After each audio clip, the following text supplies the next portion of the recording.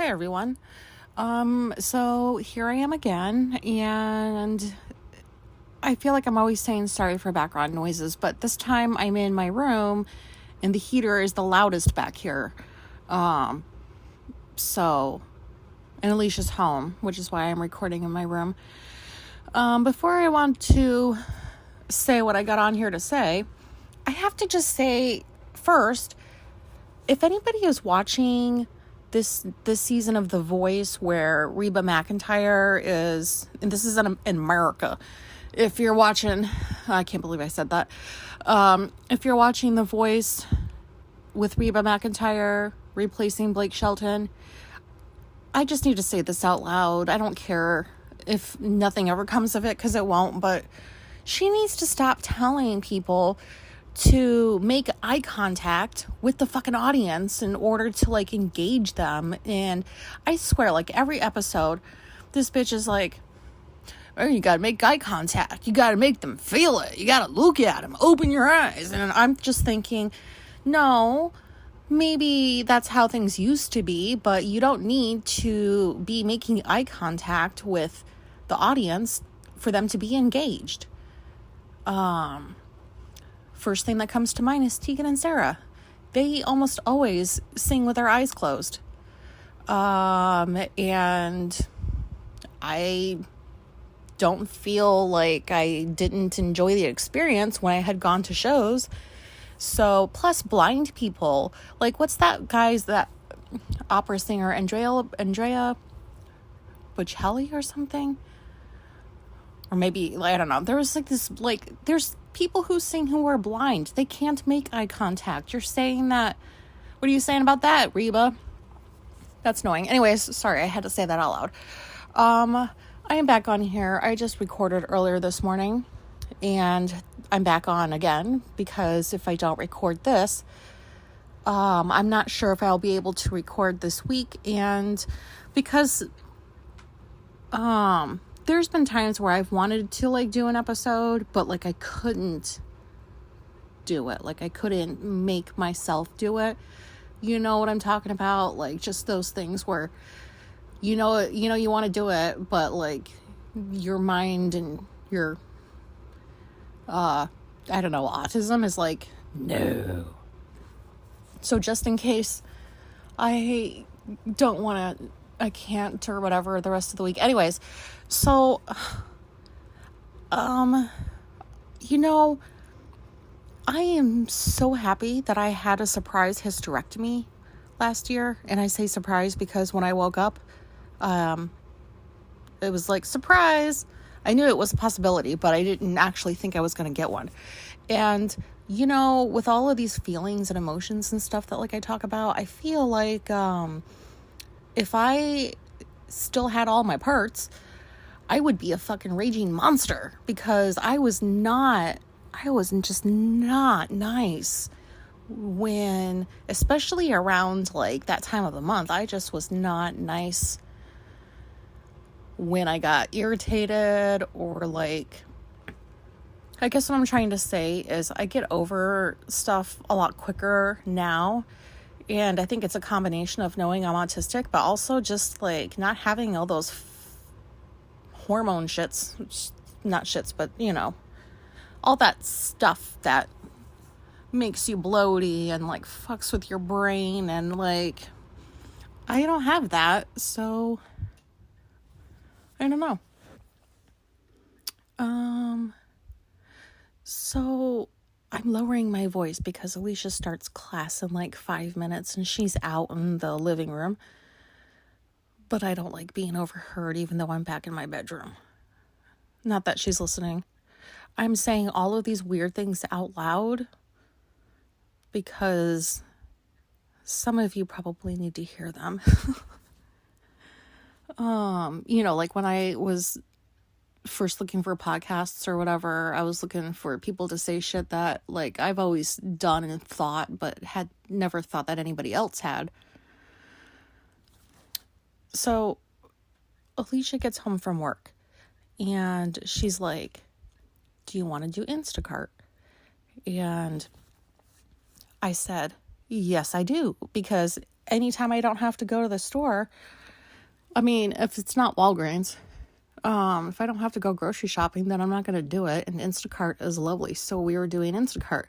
So what we usually do is she's on her laptop, I'm on mine, and we just put shit in the cart.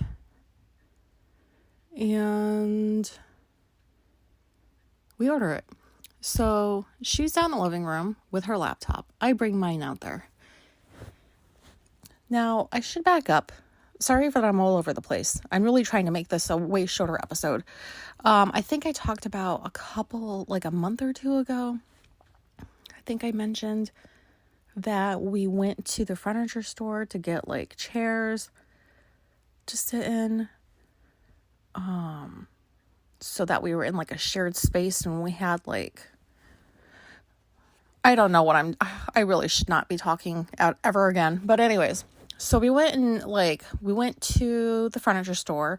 We each got a recliner, or not a recliner, just like a regular chair that doesn't recline. It took us, we were in there for at least like 45 minutes because her and I are very, very picky when we make purchases like this. I would think that anybody would be, but I've seen people just like sit down on one thing and they're like, yeah, this'll do. Like, no, when I'm picking out furniture, it's like a fucking process. And so we each were on a mission to get a chair that we wanted for what's now the living room, I guess. And if you've listened to other episodes, this will make sense to you, what I just said. So I remember that day because a lot of thought went into, oh wait, hold on a minute. Is this a suspicious transaction?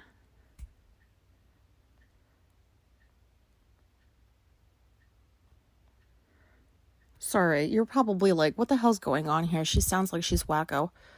I'm getting these like, my God, my talking sucks and I really just want to stop and like re-record, but I'm already so far in. I was just getting an alert from the bank. Suspicious activity. Was this a purchase by you or not? Like that crap. And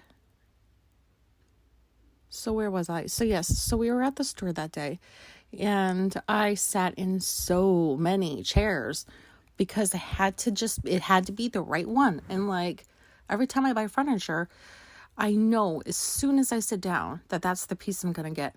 And it just took longer this time, but I finally found one that I wanted. And excuse me, it rocks and it swivels. And I got a little ottoman to go with it. And I really like that chair. She got a chair that only swivels but doesn't rock. And I remember asking her, like, are you sure you don't want to get a rocker because you like to rock as well? You don't like to just swivel? And she's like, oh, I'll be okay. Like, I can always just order one and like attach it to the recliner or whatever. And I was like, okay. So the reason why I asked her that in the store was because I wanted to make sure she wasn't going to start using my chair. Like I know that that's why I asked her that. So then now we've had these chairs for like a month or two, maybe, I don't know. And she's been sitting in mine. And so once I got everything set up and like the living room is like how we like it. And I kept coming in and seeing her just sitting in my chair. And I thought to myself, I don't like this because it's my chair. I don't like this. And I think you guys will know what I'm talking about. Like I spent a long time looking for that specific chair because our mission was one for me, one for her. And when I look for something that's just for me, like it's going to take a while, like I said, and a lot of thought's going to go into it. And I'm going to make sure that I really, really want it. So the fact that like she was starting to like take over it and sit in it. I can't believe I'm saying this at my age. Yeah. Oh my God. This is like, I don't want to say it, but it rhymes with, Laracine. This is a Laracine. I'm not drunk and I'm not high, just in case anybody's wondering. So, sorry, I'm gross today. Okay, so like last night, she goes to bed early because she's got work. And I am left to like, all of a sudden, my mind wants to start thinking about, she's just taking over my chair. Does she not know how I am when things are mine? And in the past, her and I, myself, like included, just chalked it up to I'm a selfish bitch. I mean, she didn't call me that. I called myself that. I always thought that I was just selfish and possessive.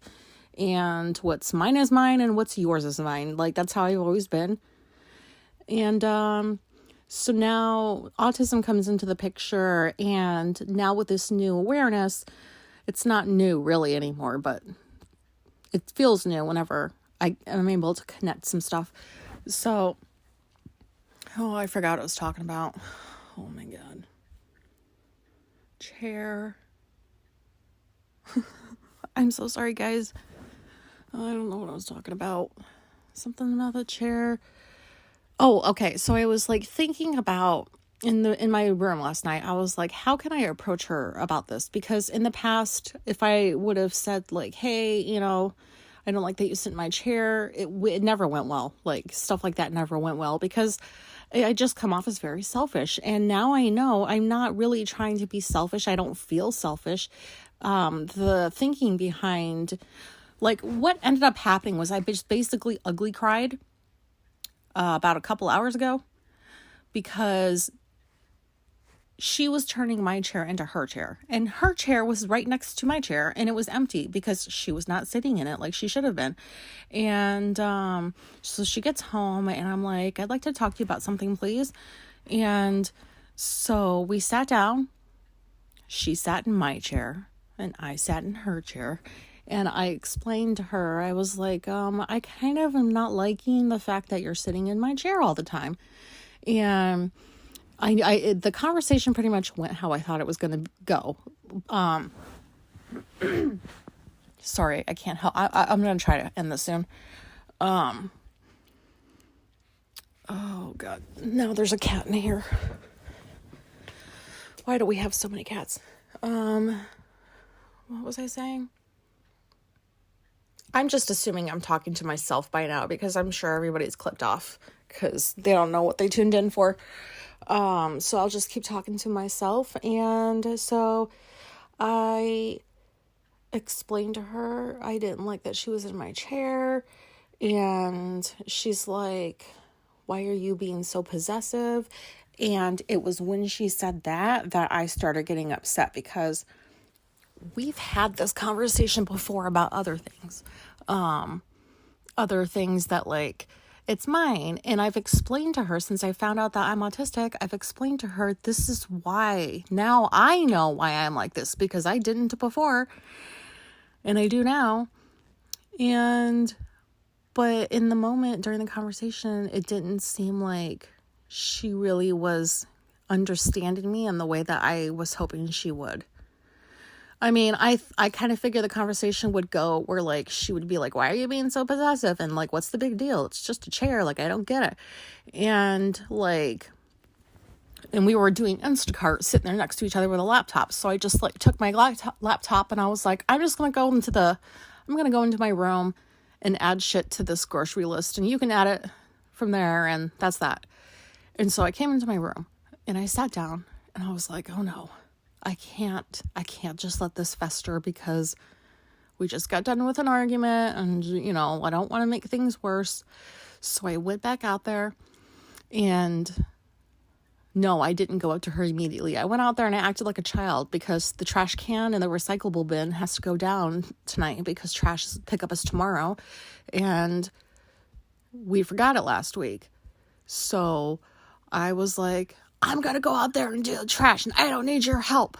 And she's like, what the hell?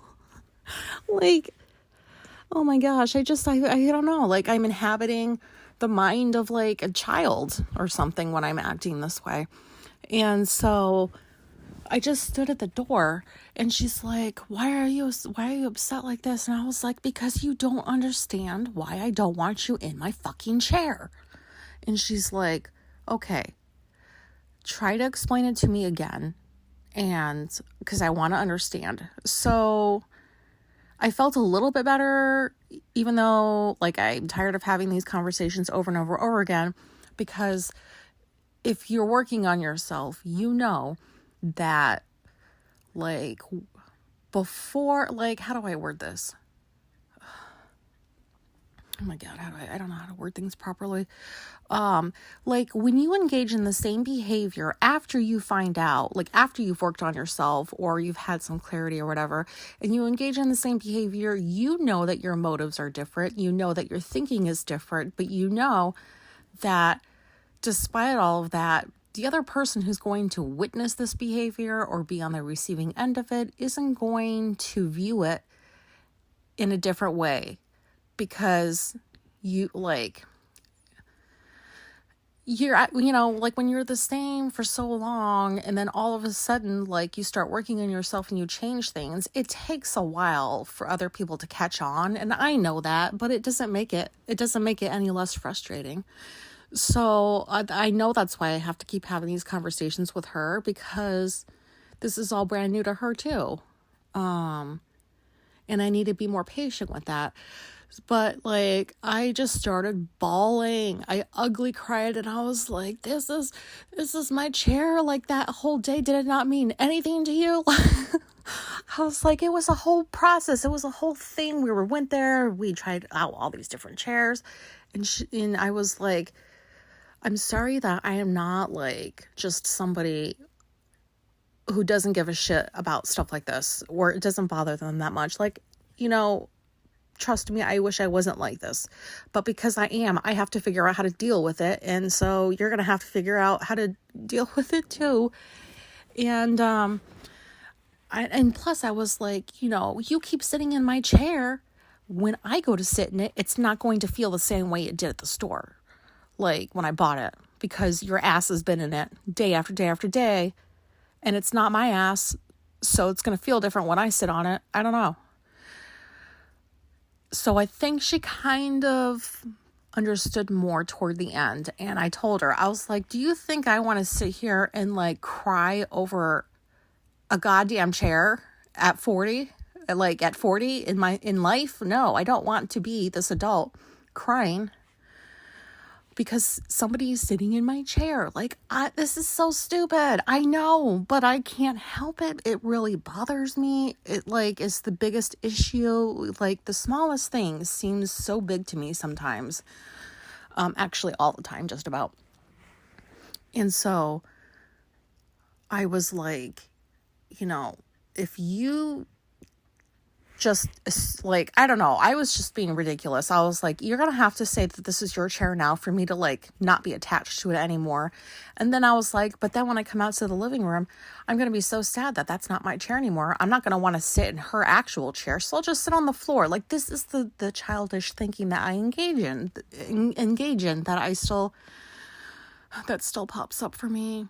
And that like just reminds me, hey bitch, like you still have a hell of a lot of work to do on yourself. And don't I know it? But so I asked her, she's like, what would make this better? Because she left her recliner back here, by the way, the chair that she had been using, and I've always wanted it. So I was like, oh, are you just going to leave this here? And she's like, yeah. And I'm like, oh, okay. And so like, then when we were talking earlier, I was like, well, you left it back there.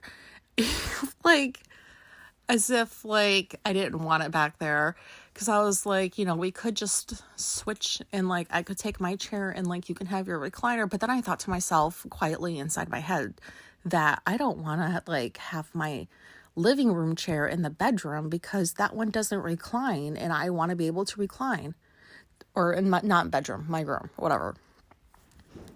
So like, it's just like, I have other things I need to be doing, like looking for work, getting organized, like continuing to go to all the other accounts that we didn't get to, so I can change the passwords on that so people don't try to like break in and do all that crap. Like, I have things I need to be doing. And, you know, this day, I feel like I don't know. I got upset because my card got declined and I got embarrassed and I couldn't get my spree. And then I went back a second time and I still couldn't get my spree. And, you know, like, because that is, I guess that's the priority in my life today. I don't know. And so then I go from that to, okay, just gonna like relax a little bit and then get back into the groove of things. And then like this happens and I get upset because my wife is sitting in a chair. Like, I wish I wasn't like this. And it's not that easy to just be like, well, then stop being that way. Because that's what ordinary people have. Like, I've throughout my whole life, you know, ordinary people are like, oh, why are you getting so upset? Like, what's wrong with you? Why are you so sensitive? Like, it's an inanimate object, like blah, blah, blah, blah, blah.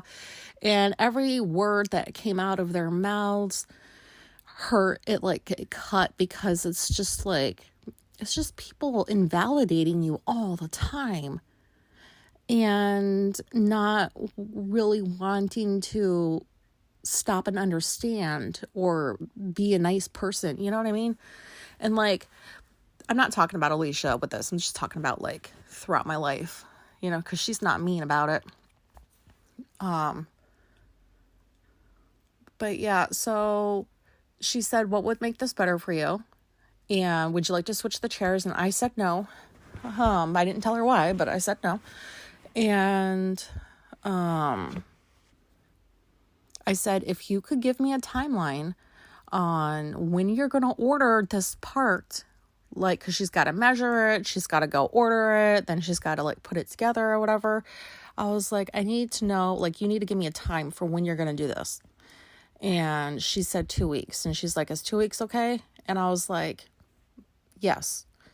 Because in my mind, like, as soon as she said that, like, all my anxiety just kind of went away and I stopped ugly crying like a child. Like, you giving a lollipop to a child and they like start smiling. Like, I don't know, like, what is going on with me lately, but it just immediately, like, I guess because her solution, I viewed it as like a way to validate how I was feeling, and that like she was showing that she was understanding why I was getting so upset. So 2 weeks is great because she knows I'll hold her to it, and she knows what happens when she doesn't follow through. And that's something that she's been working on, because in therapy, when we go together, she was told that, you know, you have to be reliable. Like, when you say you're going to do something, you have to actually do it. And I don't like it when people say they'll do things and they don't do it. So she says 2 weeks. What did I do? I wrote down the date and I put it up on the counter by the coffee maker where she could see it every single day, that on this day, this chair is no longer yours to sit in. Oh my God. This is so dumb. But, you know, like, it made me happy. I was like, okay, you're going to get this figured out in 2 weeks. And I told her, I said, I'm not going to help you with the labor because I don't do manual labor like that. And it's just too frustrating for me. And I said, but I'll be supportive and I'll sit and watch you do it. And I wasn't being a dick because, like, I hate watching her put shit together. Usually it's just fucking boring. I don't even like putting stuff together. She sits there and she's very meticulous about it. And like, I've always been the kind of person that is like, fuck the directions. I can't even understand them anyways. And I just try to put things together and hope for the best. But so she knows that, like, me offering to sit out there with her while she was like, while she puts the fucking thingy on there so she can rock back and forth, like, she knows that's the last thing I'd rather be doing. So I guess, like, she understands that that's my way of saying thank you. And turns out this episode was longer than I wanted it to be. So I'm going to go ahead and get off of here now. This is all I wanted to say, was I ugly cried over a chair. And now I feel fine because I know that she will not be sitting in it in 2 weeks. please, you guys, if anybody is still listening, like, you know what this feels like, right? Like, you've got to know what this feels like. Because trust me, like, if it was as easy as, I wouldn't be on here. I wouldn't have a podcast. I wouldn't be doing any of this shit. Like, all this stuff is hard, like, and it's embarrassing to talk about. And I'm not trying to sound like I'm, like, angry at anybody, because I'm not. But it's just, like, some weeks I feel like are calm, because that's how life is. Like, you get your ups and your downs. And I feel like already this week is starting off with some bullshit. And is this going to dictate the rest of the week for me? So what do you think I'm doing now? I am preparing for any possible scenario that might come my way over the next few days and how I'm going to react to it, because that's what we do. All right. So, that's all I've got to say. I hope this was relatable. Thank you for listening. If anybody is out there still listening, I appreciate it. Goodbye.